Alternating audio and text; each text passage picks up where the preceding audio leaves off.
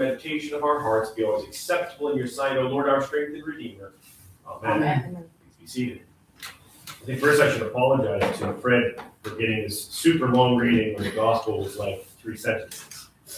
I read this morning when I printed it out, and I looked at it.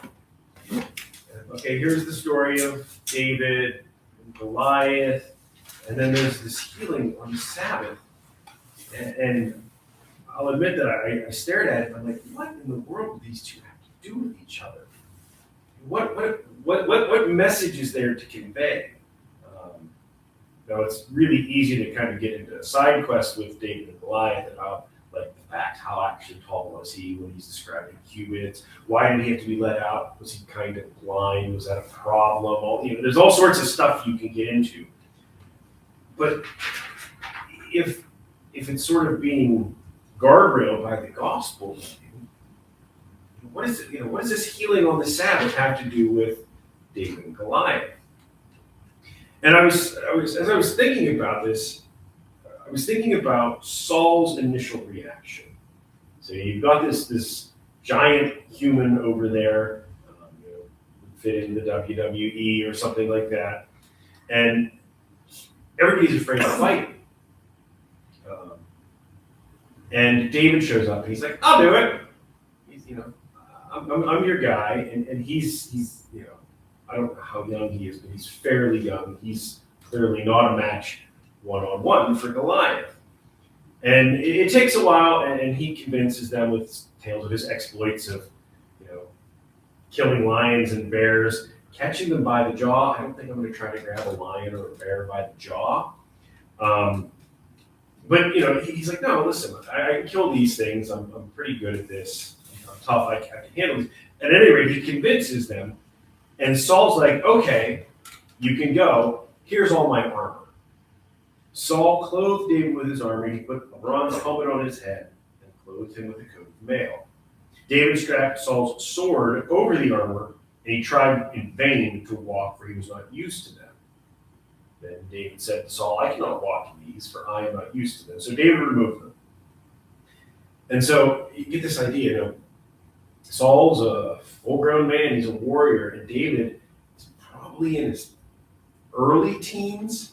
So the armor, it's too big for him, it's too heavy for him, it just doesn't fit. So when he's walking, he's probably falling down, things just don't line up right.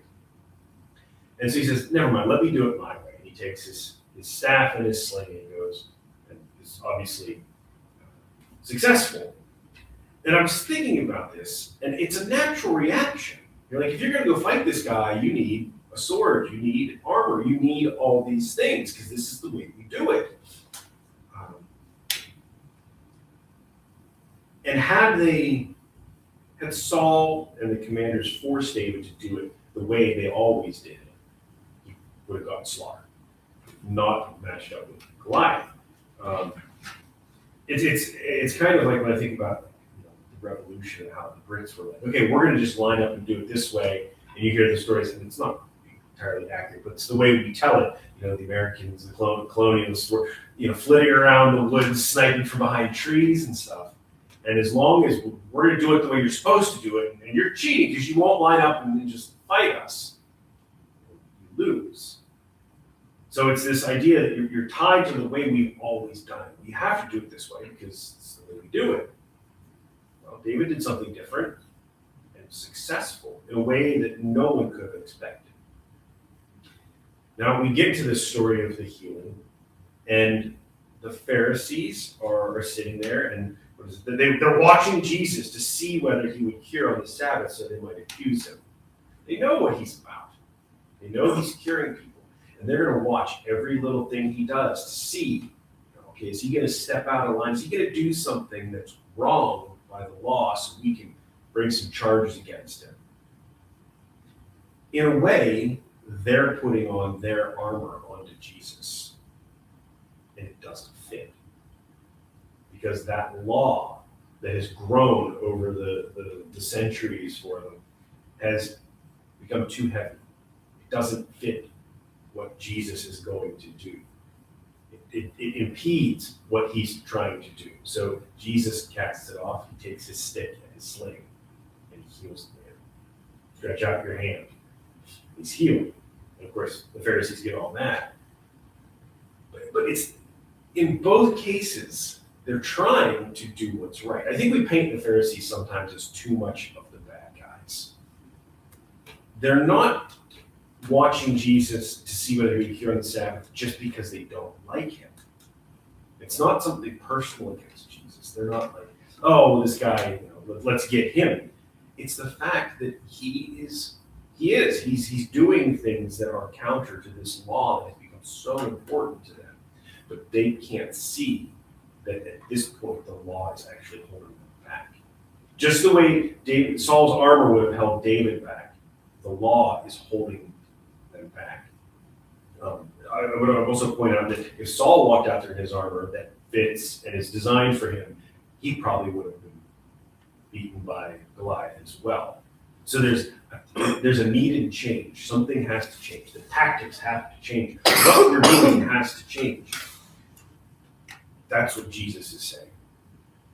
He's saying it's actions. He's saying, look, your law is preventing you from helping people on the Sabbath. Why should this man have to wait to be healed? That happens all the time. Oh, she waited 12 years to be healed. Why wait? You take your animals out to drink and eat. Why would you not heal on the Sabbath? This doesn't fit. It's hindering what we're supposed to be doing. It worked in the past. It helped you. It protected you like armor. It kept you safe and got you to this point. But now it's time to do something different. And when Goliath says to David, am I a dog? You come to me with sticks. David says, I come to you in the name of the Lord of hosts. It's not the stick. It's not the sling. It's not the stone that is his weapon. If this message raised questions or stirred something in you, I'd love for you to stay connected. So like, share, and subscribe.